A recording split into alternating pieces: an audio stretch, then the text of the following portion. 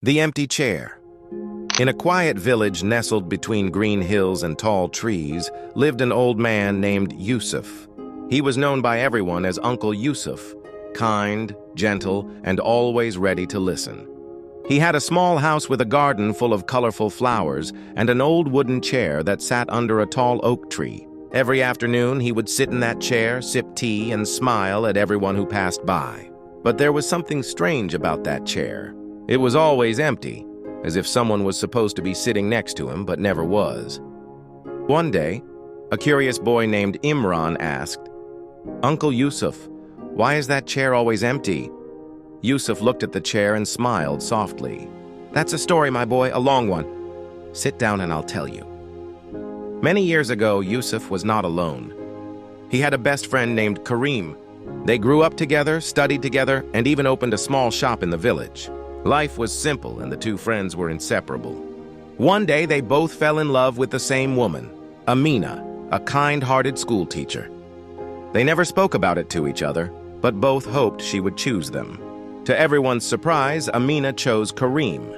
Yusuf, though heartbroken, pretended to be happy for his friend. He attended their wedding, smiled in all the photos, and even gave them a handmade table as a gift. But something changed. Though Kareem remained the same, Yusuf slowly started avoiding him. Jealousy had silently made a home in his heart. He stopped visiting, stopped writing, and eventually the friendship faded away. Years passed. Kareem and Amina moved to another town. Yusuf continued his life in the village. Still kind, still helpful, but quieter than before.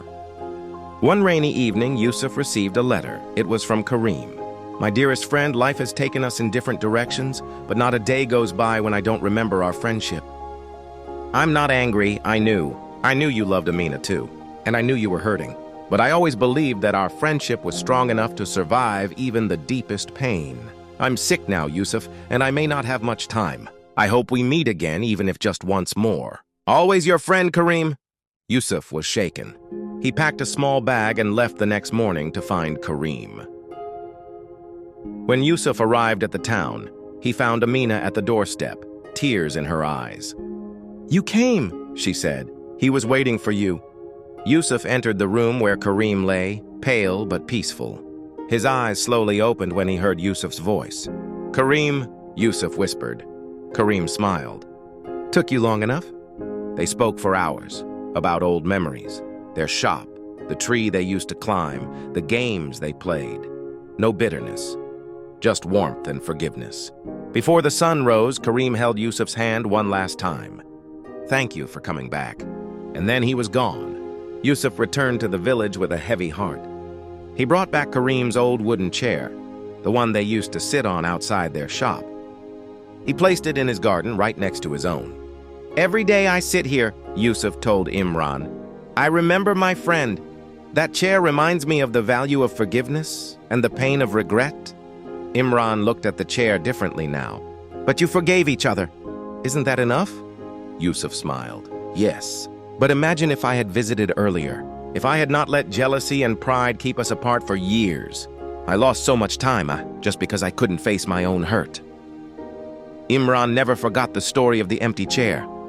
As he grew older, he became known for solving fights among friends, helping people talk through their problems, and reminding everyone, don't let pride steal the people you love. Moral of the story: life is too short to hold on to anger, jealousy, or pride. True strength lies in forgiveness. Cherish those you love before it's too late.